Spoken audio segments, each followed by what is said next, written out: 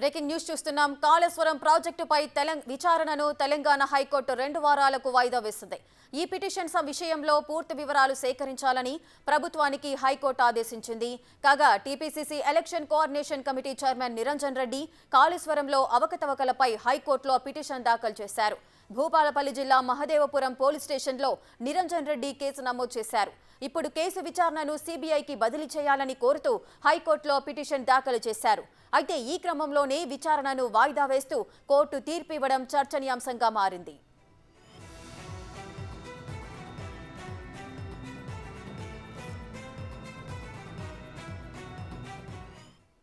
మరింత సమాచారం మా ప్రతినిధి రానా అందిస్తారు. రానా, చెప్పండి, కాళేశ్వరం ప్రాజెక్టుపై విచారణను తెలంగాణ హైకోర్టు 2 వారాలకు వాయిదా వేసింది. పూర్తి వివరాలేంటి? కాళేశ్వరం ప్రాజెక్టు సంబంధించిన అవకతవకలు భారీ ఎత్తున జరిగాయి. దీనిపైన ఖచ్చితంగా సిబిఐతో విచారణ జరిపించారనేసి కూడా కాంగ్రెస్ పార్టీకి సంబంధించినటువంటి senior vice president Niranjan Reddy ఆయన హైకోర్టులో పిటిషన్ వేశారు. దాన్ని విచారించారు ఇవాళ. దాంతోపాటు ఈ భూపాలపల్లి జిల్లా మహదేవపురం పోలీస్ స్టేషన్ లో నమోదైనటువంటి ఈ కేసులో సిబిఐకి బదిలీ చేయాలని కూడా ఆయన తన పిటిషన్ లో కోరారు.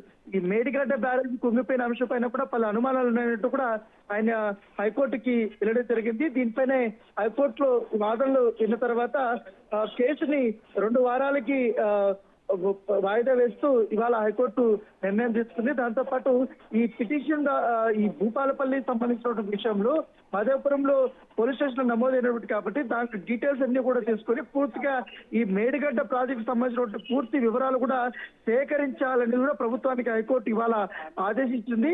తర్వాత ఈ సేకరించిన తర్వాత 2 వారాలకి వాయిదా వేస్తుంది కాబట్టి అప్పుడు పూర్తి స్థాయిలో దీనిపైన విచారణ చేస్తామనేసి కూడా హైకోర్టు ఇవాళ జరిపినటువంటి నేపథ్యం ఏర్పడుతుంది. ఇటు ప్రభుత్వ తరపునటువంటి లాయర్ కానీ దాంతో పాటు ఈ పిటిషనర్ కానీ వాదోపవాదాలు కూడా జరిగిన తర్వాత 2 వారాలకైతే ఇది ఒక వాయిదా వేసినట్టుగా తెలుస్తుంది. అయితే ఖచ్చితంగా కూడా ఈ మేడిగడ్డ పైన కానీ కాళేశ్వరం ప్రాజెక్టు పైన కూడా కంపల్సరీ కూడా అక్కడ అసలు ఏం జరిగిందన్న దానిపై కూడా పూర్తి స్థాయిలో ప్రజలకు తెలియాలి. అందుకే ఈ పిటిషన్ వేశామనేసి కూడా నిరంజన్ రెడ్డి చెప్పినటువంటి నేపథ్యం అయితే కనపడుతుంది. ఎందుకంటే మేడిగడ్డ కుంగిపోవడం అనేది కూడా అనేక అనుమానాలు కూడా తావుదిస్తున్నాయి మాకు. దాంట్లో కూడా భారీ ఎత్తున అవినీతి జరిగింది. ఆ ప్రాజెక్టు సంబంధించిన విషయంలో కూడా క్లారిఫికేషన్స్ కూడా చాలా కావాలి కాబట్టి ఖచ్చితంగా ఈ సిబిఐ ఎంక్వైరీ చేస్తేనే పూర్తి స్థాయి వివరాలు అనేది బయటకు వస్తాయనేది కూడా పిటిషనర్ తన అభిప్రాయాన్ని కూడా చెప్పిన నేపథ్యం కనపడుతుంది. పిటిషన్ లో ఇదే అంశాన్ని కూడా ఆయన పొందుపరిచినటువంటి నేపథ్యం అయితే కనపడుతుంది. సో ఇవాళ విచారణ జరిగింది కాబట్టి 2 వారాలకు వాయిదా వేశారు కాబట్టి ఈ 2 వారాల తర్వాత పూర్తి స్థాయి ప్రభుత్వం కూడా డేటా అంతా కలెక్ట్ చేస్తుంది.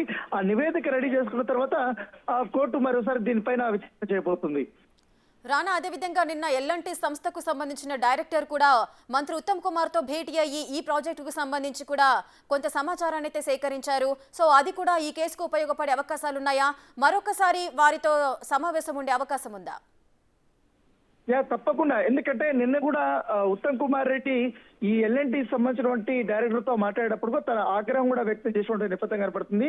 ఈ మేడిగడ్డ ప్రాజెక్టు కుంగుబాటు విషయంలో మరొకసారి వీరు దాని రిపేర్ విషయంలో కానీ వారు తెరవ చూపకూడదు, మాకు సంబంధం లేదంటూ కూడా వారు లెటర్ ఇచ్చారు. ఆ లెటర్ పైన కూడా ఆయన ఎవరికో ఇచ్చి పంపించేస్తే ఎట్లా ఊరుకుంటాం, ప్రభుత్వం ఖచ్చితంగా అన్ని విధాలా కూడా మేము ఎంక్వైరీ చేస్తున్నాం, బాధ్యతలైన వారిని కూడా కఠిన చర్యలు తీసుకుంటాం, కంపల్సరీ కూడా మీరు దాన్ని బాధ్యత వహించాలంటూ కూడా వారికి చెప్పేటువంటి నేపథ్యం కనపడుతుంది. ఇప్పుడు మరోవైపు ఈ పిటిషన్ మేడిగడ్డ విషయంలో కాళేశ్వరంలో జరిగిన అవకతవకల పైన ఇప్పుడు కోర్టుకు వెళ్ళాడు. ఖచ్చితంగా కాంగ్రెస్ పార్టీ చాలా సీరియస్ గానే తీసుకుంది. గత ప్రభుత్వం చేసినటువంటి తప్పుదాల్ని ప్రజలకు తెలియడంతో పాటు మొత్తం ఆ ప్రాజెక్టు డిజైన్ తో పాటు వ్యయ ఖర్చులు ఎంతవరకు అయినాయి, మేడిగడ్డ రూపకల్పన ఏ విధంగా జరిగింది, దాంట్లో ఉన్నటువంటి నాణ్యత ఎంతవరకు ఉంది, ఒకవేళ దాన్ని మరమ్మతులు చేసి కొనసాగించాలంటే ఎంతవరకు కూడా నాణ్యతగా ఉంటుంది, నిలుస్తుందా నిలవదా అనే దానిపై కూడా పూర్తిగా నివేదిక వచ్చిన తర్వాత దీనిపైన అంతా కూడా చర్యలు తీసుకోవడానికి కూడా ప్రభుత్వం ముందుకు వెళ్తుంది. దాని తగ్గట్టుగానే ఎల్ఎన్టీ వారు కూడా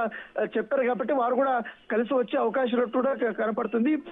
మరో పక్క కేసు పక్క హైకోర్టులో ఉంది, ఇటు ప్రభుత్వం కూడా దీనిపైన ఎంక్వైరీ చేపిస్తున్న నేపథ్యం కనపడుతుంది. పూర్తి వివరాలు అయితే తీసుకుంటున్న నేపథ్యం అయితే కనపడుతుంది. ఈ కాళేశ్వరం మేడిగడ్డ విషయంలో కాంగ్రెస్ పార్టీ కానీ ప్రభుత్వం కానీ అంత తేలికగా ఇప్పుడైతే వదిలే ప్రసక్తి లేదనేది అయితే చెప్తున్నటువంటి నేపథ్యం కనబడుతుంది. Right, thank you Rana, thanks for the details.